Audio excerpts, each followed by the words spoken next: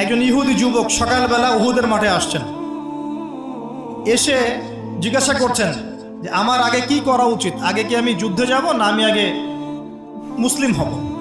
সাহাবীরা তাকে বললেন আগে কালিমা শাহাদাত পড়, তারপরে উহুদের মাঠে আসো। সে এসেছে এই কারণে যে নবী সাল্লাল্লাহু আলাইহি ওয়াসাল্লাম মদিনায় আছেন, মদিনায় আরো ইহুদিরা আছে, ইহুদিরাই আগে বলতো শেষ জামান একজন নবী আসবেন যার নাম হবে আহমদ, সব মিলে গেছে, তারপরেও তারা গ্রহণ করছে না।